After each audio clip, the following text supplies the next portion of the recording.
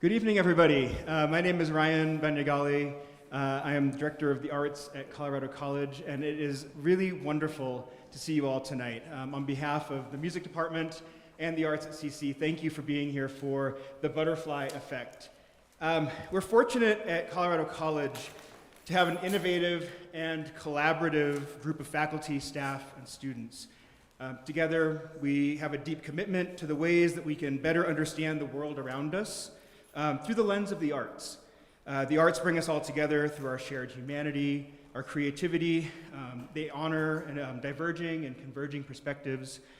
They create opportunities to experience the familiar and the unfamiliar, the expected and the unexpected at every turn. And this happens all the time, especially here at Colorado College. This morning I had the opportunity to sit in with Professor Liliana Carrizo's class, Musical Tapestries of the American Southwest. And this class just returned from an 8-day trip through northern New Mexico.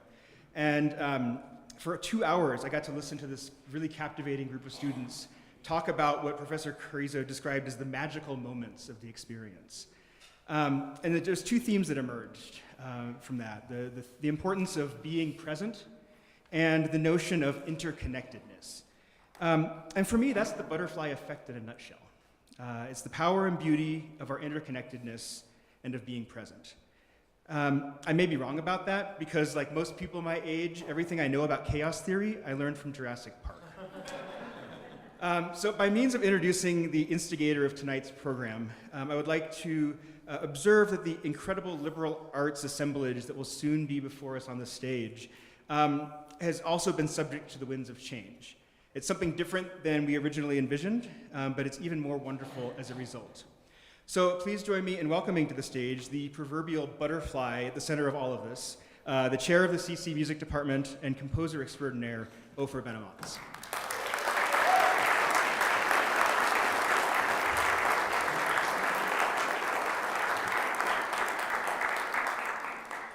Thank you, Ryan, for your opening remarks, and many thanks to you and to the Office of Arts at Colorado College for supporting today's event, today's program. There are many other individuals that have made this evening possible and deserve a big thank you for their hard work. First, I would like to thank all of our presenters this evening. So we'll start with Surbi Butani, a senior double major in math and computer science, Professor Shane Burns from the physics department, Professor Jamil Pauline from the art department. Thank you also to our special guest this evening, visual artist Karen Mosbacher, there behind the canvas.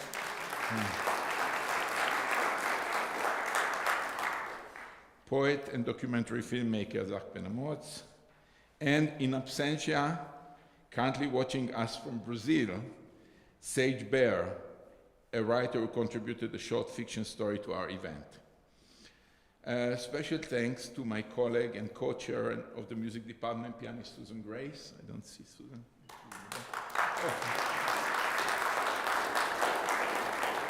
For practicing my recent piece, The Butterfly Effect, and she will be performing its American premiere later this evening. Finally, the deepest gratitude goes to our team at the music office, Liz Manring, Lisa Gregory, Kate Nelson, who is going to be arranging the stage, and Justin Mike, who is in the back recording and making sure the technology works.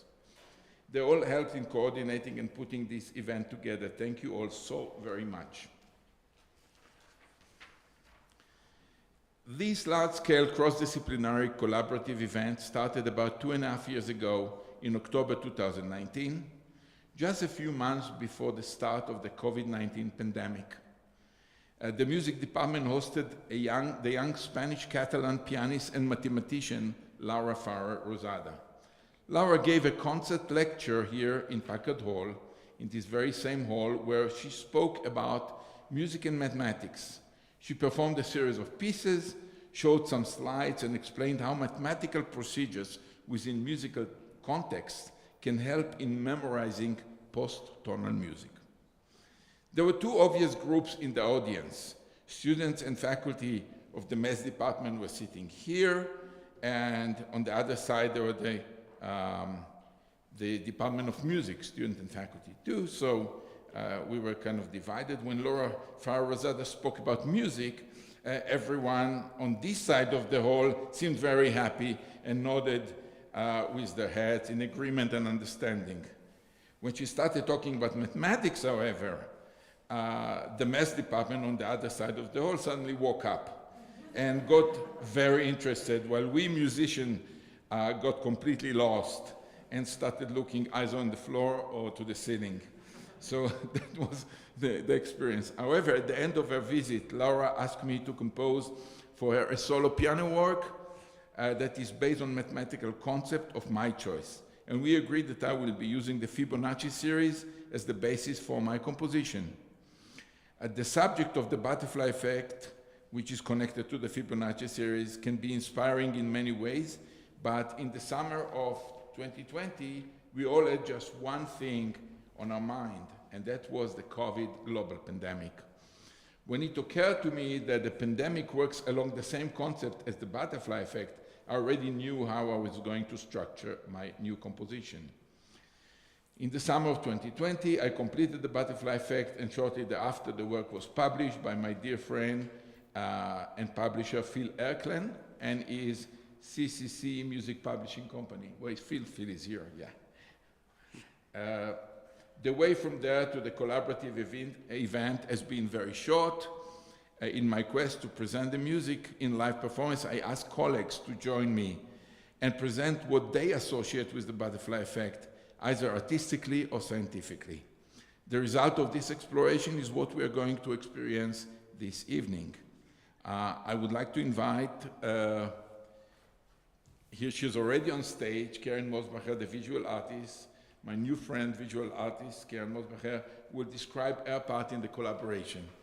Please, Karen.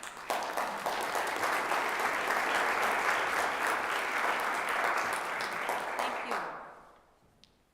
Before I tell you what I'm about to do this evening, I want to recognize my team members. They helped me create this wonderful rendition of the golden spiral on the back of the panel on which I will paint. There's a photo in the front of your program, should you not be able to see that very well at your angle.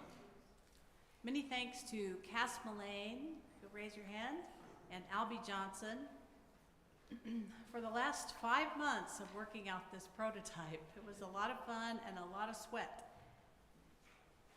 So what does it mean for me to say I paint music? I have a form of synesthesia called chromesthesia, which means I see sound in color and shape and texture. I also have another form called tactile auditory synesthesia, which means I viscerally feel music.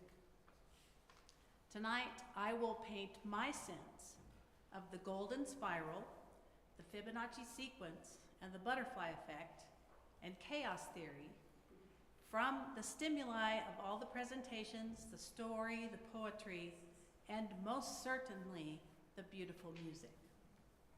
And now, please let me introduce Surbi Bhutani, a math and computer science double major presenting the butterfly effect in recursive sequences.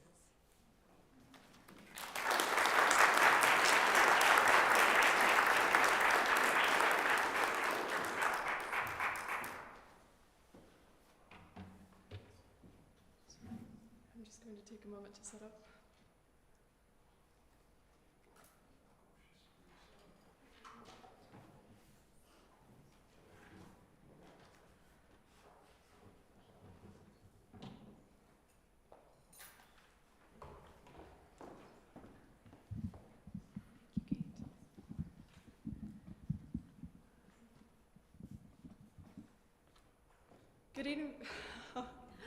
Good evening, everyone. Thank you for coming. And thank you to Ofer for allowing me to speak on this beautiful, beautiful piece. So, I'll be discussing some of the math that inspired this composition, starting with the Fibonacci sequence. So, what is the Fibonacci sequence? Every number is the sum of the previous two numbers. Let's go through an example. So here are the first 5 Fibonacci numbers. Do we see a pattern? We're going 0 plus 1 equals 1, 1 plus 1 equals 2, 1 plus 2 equals 3, and 2 plus 3 equals 5. Does anyone want to tell me the next one? Beautiful. And the next one? One more? Great job. So while the Fibonacci sequence is unique, there are many other sequences that share its properties. This is because the Fibonacci sequence is recursive. Recursion is a fairly simple rule. It's just the repeated application of a rule, definition, or procedure, just like our addition operation with the Fibonacci sequence. On the right, you'll see Carrie Mitchell's work, where she draws from geometry, fractals, and numerical analysis to create these recursive images. Really pretty, right? Note that while they look and were created in similar ways, each of them started at a different point, hence creating different works of art. This is where the butterfly effect comes in. It explains why all 3 of those look so different despite using the same procedure. The starting point impacts the result. That's what the butterfly effect is. So, for example, both the fern, here up on the top left, and the pine cone demonstrate the Fibonacci sequence. And yet, they're as different as they come from different seeds. Ofer's piece embodies these phenomena as the Fibonacci sequence represents order and the butterfly effect represents chaos. Now I'd like to introduce Ofer Ben-Amots for a poetic interpretation of the butterfly effect.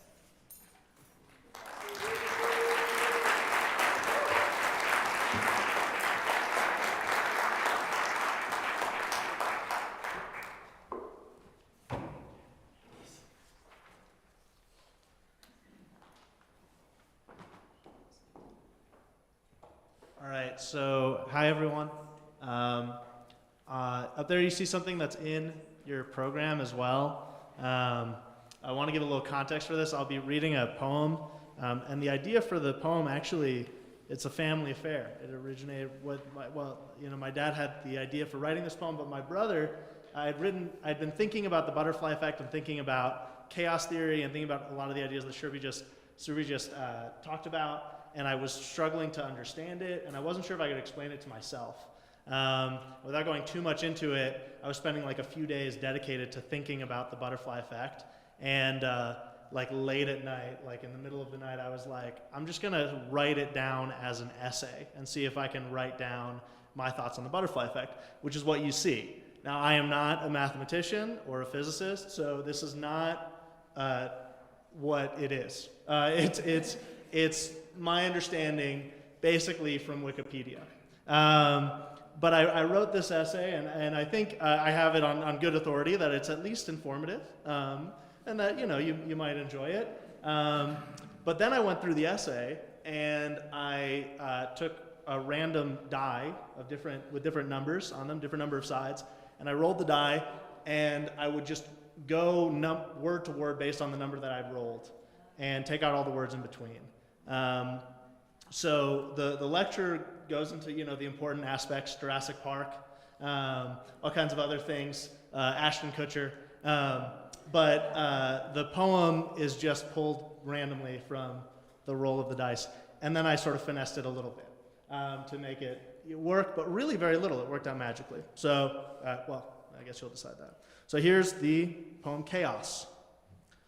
I predict a rounding error into being. Lorenz's weather model, a set of warmer, even to know the present, if we are anyway, if in, of, in, may be, hard to misinterpret. Make it easy to misinterpret. Giving the butterfly, does flap a tornado? That a computer, the analogy a human error, great Lorenz seems to be small. Impact that it could know, Lorenz had no time, care more, and something small term.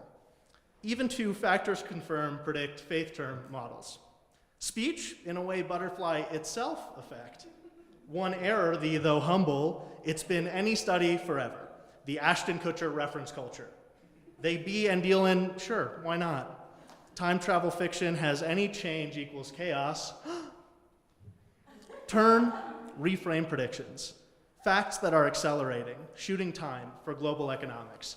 I to basics. Chaos concept, hence Lorentz's factors, fractional dimensionalities, are tiny individual roots, the larger pattern of I to basics. That chaos measures forward, backward. That chaos as time, it worked. Decrease points. The past is the end.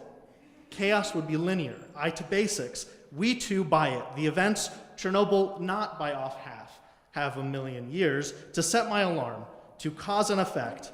Our no will only precise we. Our information, example people. Out or seemingly in, we cannot weather. But work the local newsroom pretty whatever, the 7-day report is as accurate as we need it to be. Too far into, I'm myself, that's Jurassic Park, he's the butterfly, but I also could have predicted that.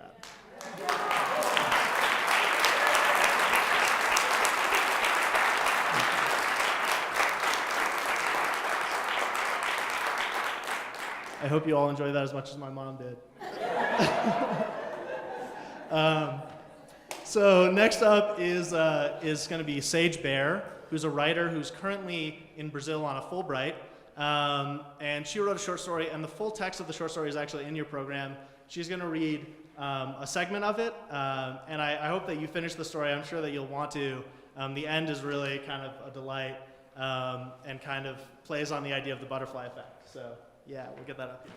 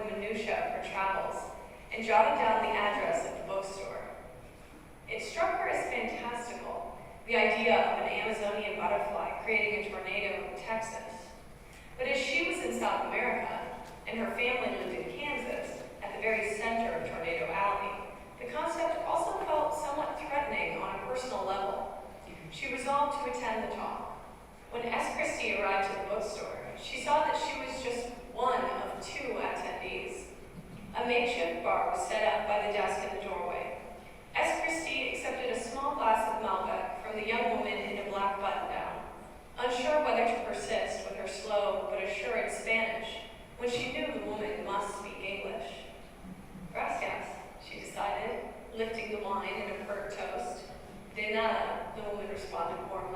giving S. Christie a look of kind complicity. The bookstore was dark and musty, all red drapes and mahogany bookshelves lined with shabby secondhand books. S. Christie ran her fingers over an old copy of Borges in Translation, a travel guide to Peru, and the powder pink cover of a novel that she recognized from middle school. She imagined the travelers offloading these books before embarking on the next leg of their journey. Academics and backpackers, rich families traveling with young kids. Please, the young woman said, touching S. Christie's arm, have a seat. S. Christie moved to the third row of plastic folding chairs. A total of 10 chairs were set up in uneven rows before a haggard-looking podium. The other attendee was a man slumped in the front row. His brown hair fell in curtains around his face. He appeared to be sleeping. The young woman approached him cautiously, placing a hand on his shoulder. "Sir," she said. "Sir, the talk will be starting now." The man lifted his head in a jolt. "Of course," he said. The man stood up, shaking his head slightly, and proceeded to the podium. He shielded his eyes sarcastically as he surveyed his meager audience. "Well," he began, "glad to see such a good turnout." Again, that was an excerpt from my story, La Baldosa Floja. The whole story is available in your program. Thank you again, and have a great night.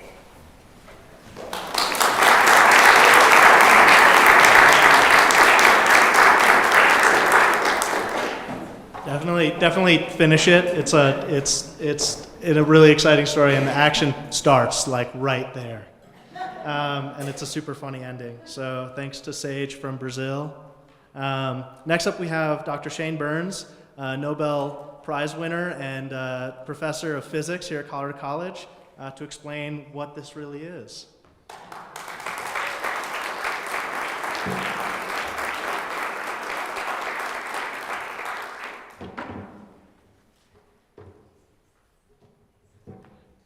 It'll take me a second to get set.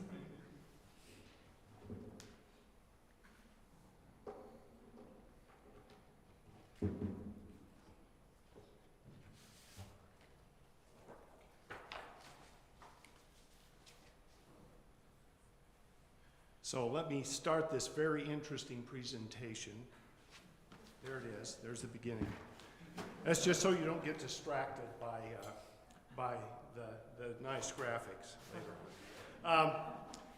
Well, I'm absolutely delighted to be here. Thank you for inviting me over. It's wonderful to be here. It isn't often that I get to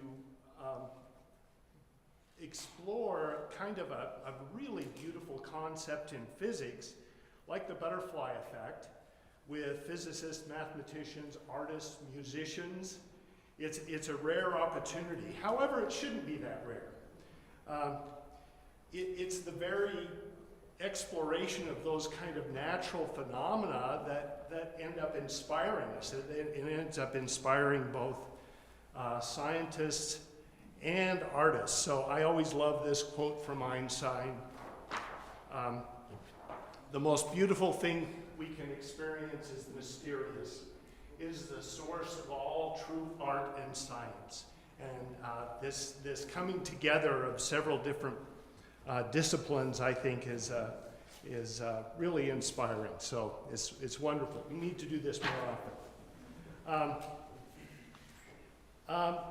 So what is the butterfly effect? Well, I'm going to tell you the story of Lorentz. He was the one that sort of coined the term, although in kind of a funny way if you really read the history, but most people credit him with the concept of the butterfly effect. He was a mathematician and meteorologist in the 1970s. And the 1970s were an exciting time because he was working with computers and realized that he could use computers to solve very complicated physics problems, one of them being the weather. He was interested in predicting whether, for example, in 2 months we could have a tornado in the middle of Oklahoma City at a particular time and on a particular day. That would be valuable information. That was the goal. You could evacuate Oklahoma City, take precautions, and maybe save a lot of lives. He was starting pretty modestly. He came up with a very basic set of equations that described pressures and wind speeds and temperatures in the atmosphere. And he thought, starting with the initial conditions and just using the fundamental laws of physics, he should be able to predict exactly what was going to happen. Now, you may say that's a little arrogant, right? That's a big project. He was starting out modestly, but he thought he could probably do it in the end. Why did he think he could do it? Well, I'm going to bore you with a little demonstration here. So this is a simple pendulum. If you've ever taken a physics course, you've seen this probably more than you want to. So it's just a weight on the end of a string in this case. The idea is that if I pull this weight out away from equilibrium and let it go, it's going to swing back. And I can calculate exactly what the position of this weight is going to be for all time if I know the starting conditions and I use some basic physics. Physics as old as Isaac Newton. Isaac Newton was the one that came up with these fundamental laws, and the laws that govern the weather are very much just Newton's laws. It's a more sophisticated set of Newton's laws. It's a big set of coupled differential equations. Sounds fancy, but fundamentally, the mathematics exists to solve those equations. The problem is those equations can't be solved by sitting down with a piece of paper and a pencil, the way you can solve the simple pendulum problem. You have to use a computer because you have to do the calculation numerically. So he coded up the physics, entered it into a program in this computer, and ran the program. And he was astonished because every time he ran this program with the same starting conditions, he got a drastically different result. Some days he got a nice day in Oklahoma City, some days he got a tornado without changing any of the physics, and he thought without changing any of the initial conditions. For example, if I change the initial conditions on this just a little bit, say I raise it here instead of here, what does it do? Swings further. Well, hit my belly. But what does it do? It swings back and forth in the same way. And it may change the result just a little bit, but not a lot. That's not what he was seeing. He was seeing drastically different changes. He finally traced the problem to the fact that his computer was inadvertently rounding the initial condition. And when it rounded the initial condition, sometimes it rounded it one way, sometimes it rounded it the other way. This is only, and the rounding error was only a fraction of a percent, but he got drastically different behavior. And so he started to explore the mathematics behind this. It turned out that there had been other scientists, a mathematician, physicist by the name of Poincaré, that explored this at the turn of the previous century, and had discovered this extreme sensitivity to initial conditions. And Lorentz was absolutely startled by that. So I want to try to describe exactly how even simple systems can exhibit this extreme sensitivity to initial conditions. Keep in mind, this is all completely deterministic. So to a physicist, even though we talk about chaos, we don't mean it in the sense that many people think of chaos. We think of chaos as just being random, anything can happen. Well, chaos is, to a physicist, is completely deterministic, but there's this exquisite dependence on the starting point. So I have a little animation I'd like to show you. This is just another pendulum. It's much like my original pendulum. It's a little bit different, though, in that it has two masses. I wish this, so let me try to point this out. So this is the pivot point right here. These two red dots represent masses, and rather than just having a string on the pendulum, I have a solid rod between these masses. Now, if I took this double pendulum and did the same experiment up here and showed you, say I had another mass here, and I raised it just a little bit and let it go, it would behave much like this did. However, if I put the starting condition up here, I've raised this mass way above its pivot point and let it go, I end up being in a range where the initial conditions produce chaos. And so this will illustrate that, and we'll illustrate it because really this is three superimposed pendulum. I'm going to run them all at the same time. You can't see that they're different because the initial conditions are so slightly different that you can't see it on this scale. Okay? Very, very, very small changes in initial conditions. So let's go ahead and run the simulation. Oops. What happened? Okay, let's go. Okay, they kind of go along together for a while, but then pretty soon, well, one mass is over here and one mass is over here, and they all started out from basically the same point. Basically, but not identically. Okay? So here's your tornado in Oklahoma. Here is a nice sunny day in Oklahoma. It's exquisitely sensitive to those initial conditions. So he thought this was fascinating. He realized that there was some physics behind it, and he started exploring this motion. I'll just leave it running. You can continue to watch. It's kind of fun to watch. Small changes have a tremendous effect. The same effects that he was seeing in his weather program. So he made the analogy. Actually, he started out with an analogy. He started out with the analogy of a seagull, actually. And he said a seagull flapping its wings on the coast would would change the future of the world forever. That was kind of the way he stated it originally. Later on, it got kind of refined to being, well, wouldn't it be nicer if it was a butterfly, say in Brazil? Okay, so the usual story is there was a butterfly in Brazil. The butterfly in Brazil flaps its wings and creates a tornado in Texas. Okay?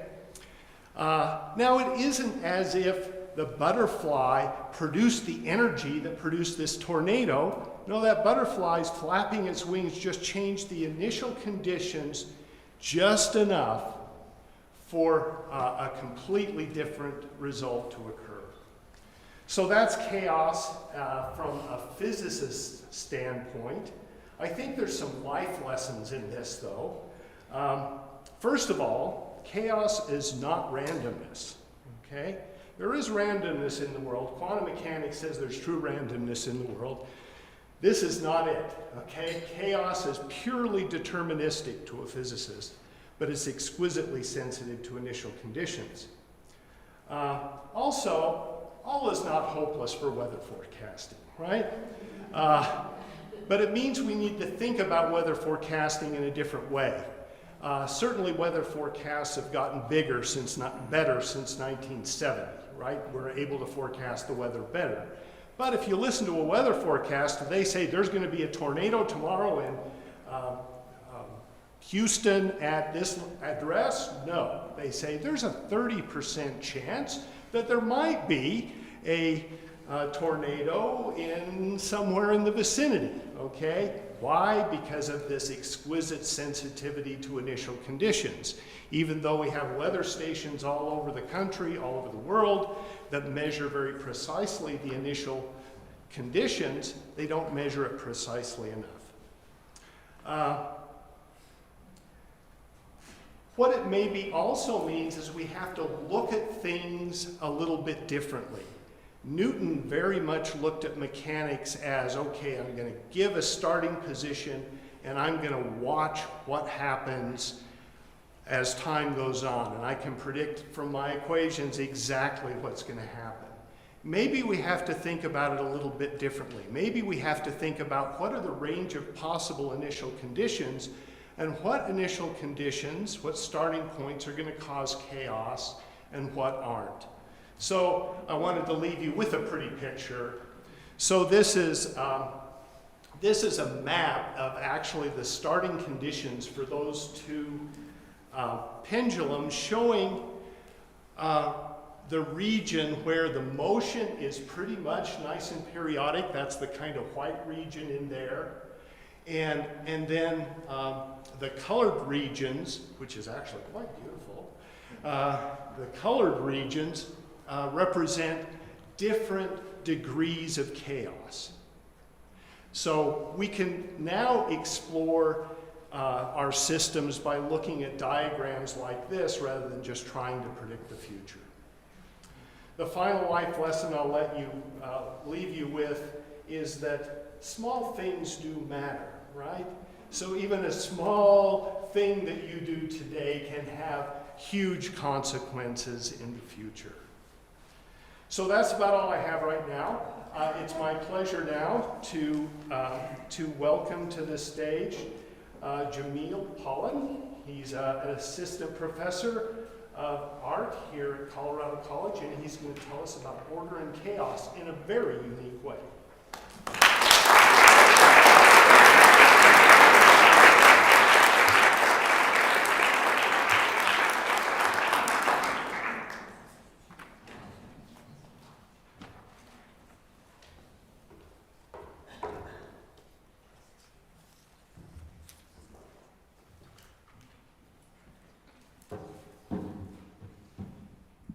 Thank you, Dr. Burns, for that wonderful introduction and for that presentation on the physics behind the butterfly effect.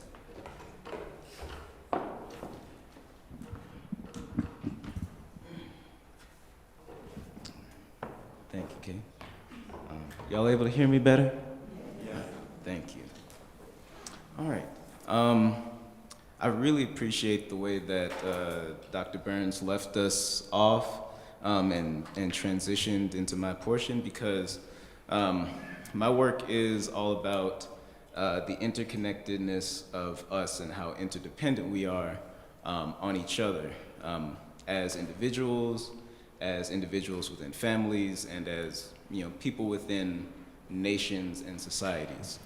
And so considering the ramifications of a butterfly flapping its wings on the weather conditions in Texas, I thought, how much does that apply to political conditions in other parts of the world? Say, a war in the Ukraine, a refugee crisis in Haiti, a refugee crisis at the border of the US, protests happening in Minnesota. So this virtual reality scene is an immersive experience that explores the political and the social relationship between order and chaos.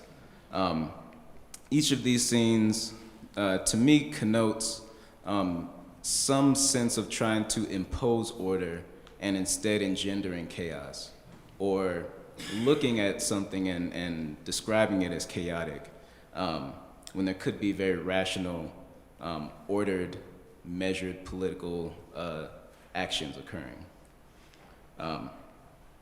This is also a collaborative work. In keeping with the idea of interdependence and interconnectedness, this is essentially a lightly altered canvas, but essentially a blank canvas, and really requires the interaction of you all as the audience and viewers to complete this work. So in your program on the back page, there is a QR code and a link. So if you would like to join this space and contribute to this space, your input is valuable. If you scroll down to this cube icon that says place, you can select the pen tool and draw within this scene. I'm not sure if you can see that. There you go.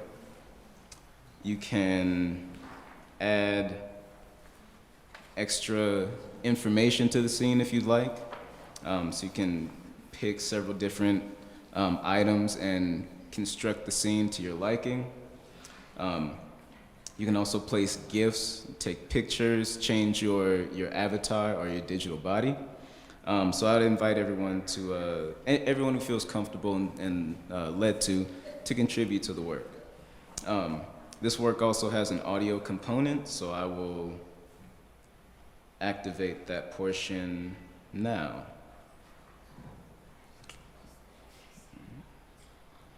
Move the pen tool.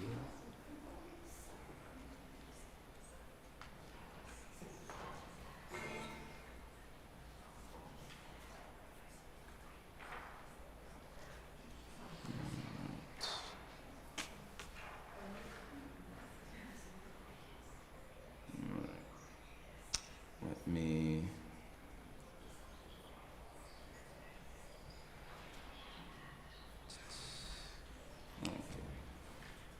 excuse me while I troubleshoot this scene. Ooh. All right, I may have to reload this scene to make this link work.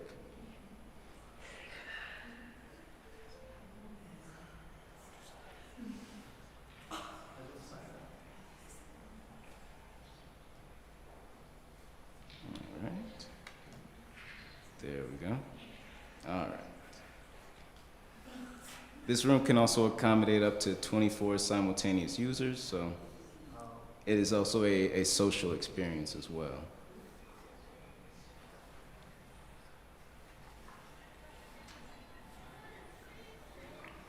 Ooh. Sorry. So, there we go.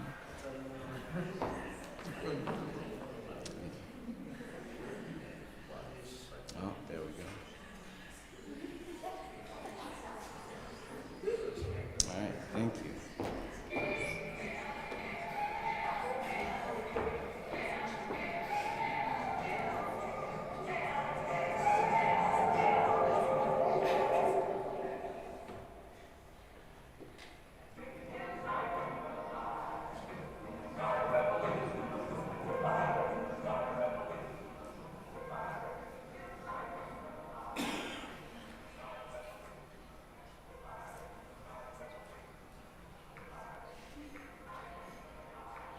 One last question. Suppose, Lord Russell, this film were to be looked at by our descendants, like a Dead Sea Scroll in 1,000 years' time. What would you think is worth telling that generation about the life you've lived and the lessons you've learned from it? I should like to say two things. One intellectual and one moral. The intellectual thing I should want to say to them is this. When you are studying any matter or considering any philosophy, ask yourself only what are facts and what is the truth that the facts bear out. Never let yourself be diverted either by what you wish to believe or by what you think would have beneficent social effects if it were believed. But look only and solely at what are the facts. That is the intellectual thing that I should wish to say. The moral thing I should wish to say to them is very simple. I should say, love is wise, hatred is foolish. In this world, which is getting more and more closely interconnected, we have to learn to tolerate each other. We have to learn to put up with the fact that some people say things that we don't like. We can only live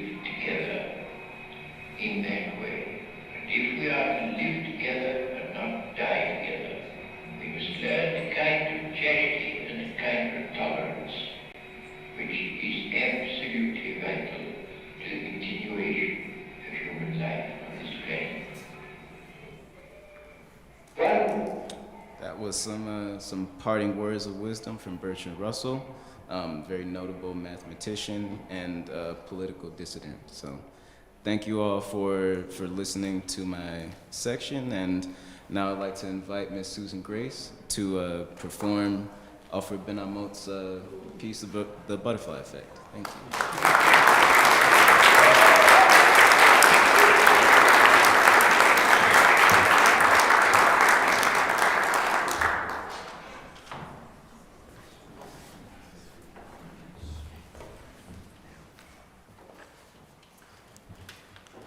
Hi again.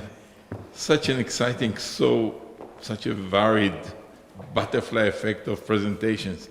I love it, and I just wanted to say very briefly something before about this piece. So you do have the first page of my score in your, and you will see some random numbers. They're not so random, but they're actually Fibonacci numbers, which I used. The piece is not based on the Fibonacci series in any way, but it is informed by those numbers. And this piece tells a story. So when you hear it, you can think about any kind of story. First of all, you will hear the flapping wings of the butterfly, or you can think about the COVID, or you can think about politics. Any of these stories, make your own story as you go along. But you definitely feel that there is a chain reaction from one section to another. Every time that there is something developing, and then it switches to the next level, and at somewhat toward the end, it's going to come to a standstill. It's like you will hear when the world has collapsed. So that would be, but then out of this dark sound that's coming, you will hear the butterfly coming again. So there is a little optimism there. So even our word might be going down the drain, the butterfly will come back. Okay, so again, thank you, Sue. She prepared this well for me.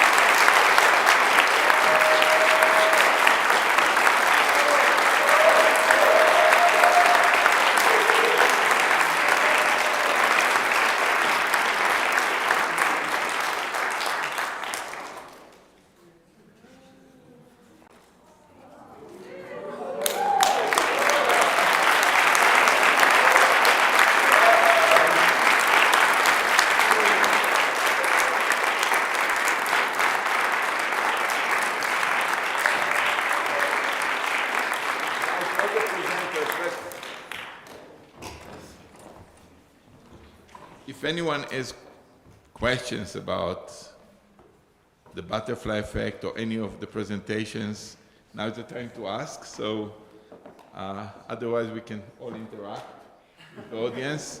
So thank you so much for coming, and thank you, Sue, for amazing performance. And the painting that was done live on stage during Karen, bravo to you.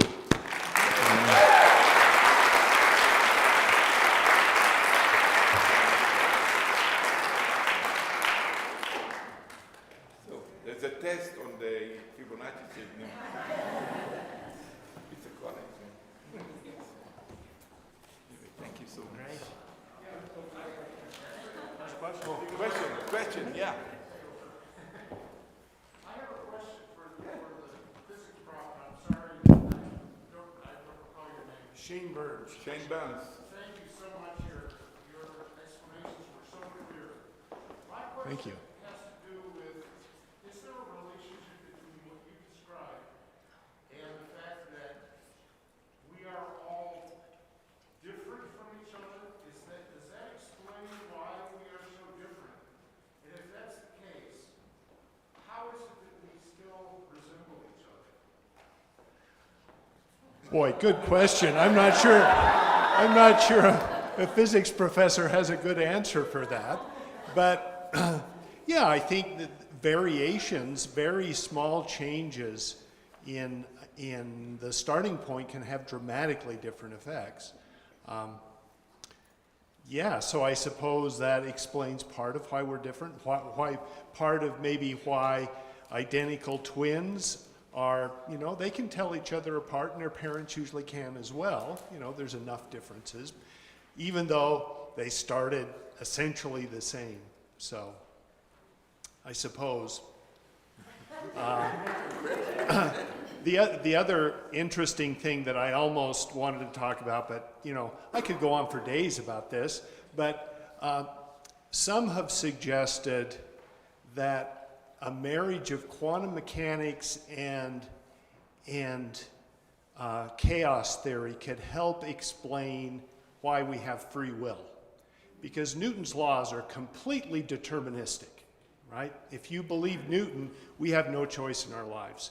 You know, it was all set at the beginning with the initial conditions. But that fine sensitivity means, to initial conditions means if there's just a very small change at maybe at the quantum level, that could change drastically the outcome. So that's a wonderful thing to explore, and there have been a number of physicists that have kind of explored it, and philosophers that have explored those ideas. But thanks, that's a great question. Yeah, great. Oh, Phil, you have a question? Question for Susan. Yeah, Susan, the question. First of all, that was an incredible performance. Very much.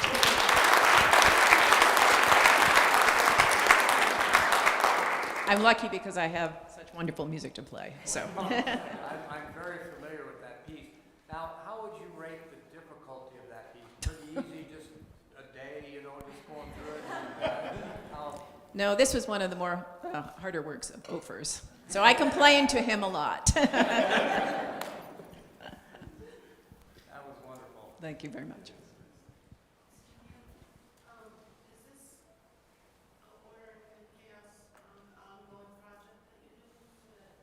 That's what you mean.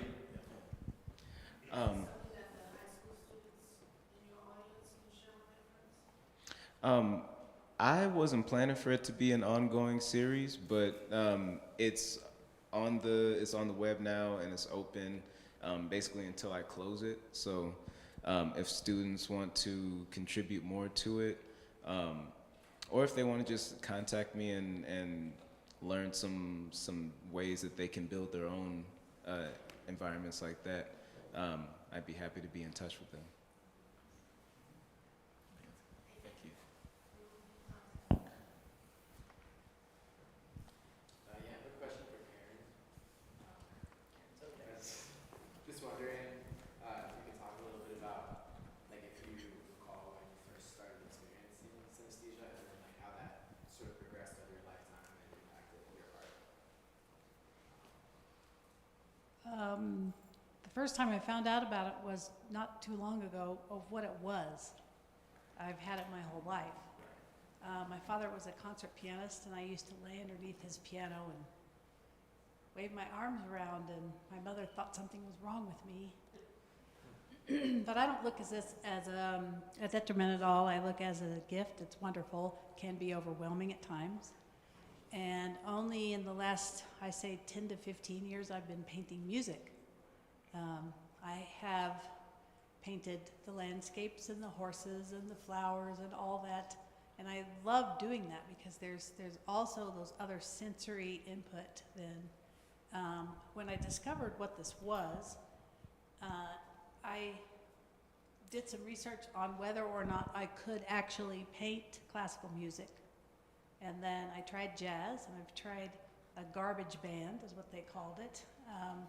I painted Zach's poem, which is out, excuse me, in the lobby, and also did a little illustration for the story. So I just love doing that sound to sight type translation. It's very exhausting, but because there's so much input. So thank you for asking. Now to put you on the spot, Karen, where does that painting go from here? First it has to dry a little bit, and then I have a dream of creating an installation project with 26 panels that will hang, large panels that will actually hang in a spiral. Now don't panic, Ofer. I want it to go around the piano and while the piano is playing, then maybe have some visual screens that actually paint this whole music to the piece as it goes along in this giant spiral with different parts and pieces of the back of the panel that you saw. There's also some drawings out of that in the lobby as well. Karen, I don't think you can do 26 paintings. It's not a Fibonacci series, a number. Either 21 or 34. Well, I just wanted to make it go around the piano instead of over the piano so it didn't fall on the pianist. Any other question? I think we have time for one more if anyone they want to talk to. Oh, yeah. How have you inspired each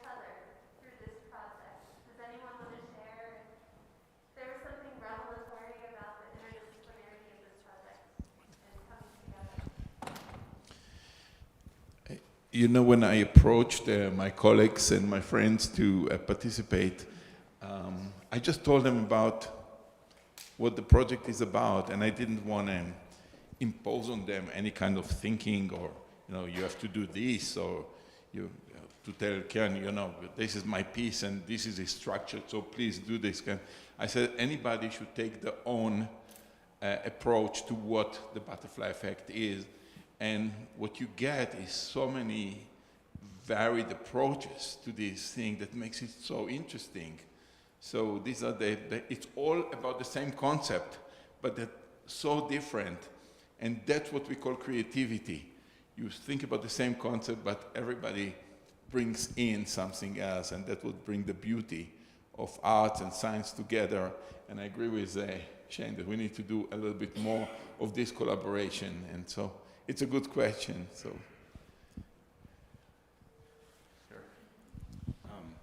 to put my own spin on that answer, knowing that I was going to be a part of a group that included Dr. Burns and Serbi, made me want to put mathematics into the scene as much as possible.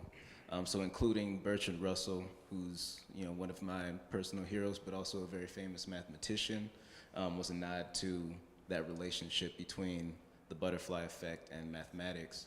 And then you can't really see it as well on the screen, but the enclosure for that VR scene is a supernova, or it's a map of different supernovae in outer space, which is another nod to Dr. Burns' work. So those are a couple of the ways that I was influenced. I actually tried to sample Ofer's piece for the musical element, but it was just too too difficult to chop up. So.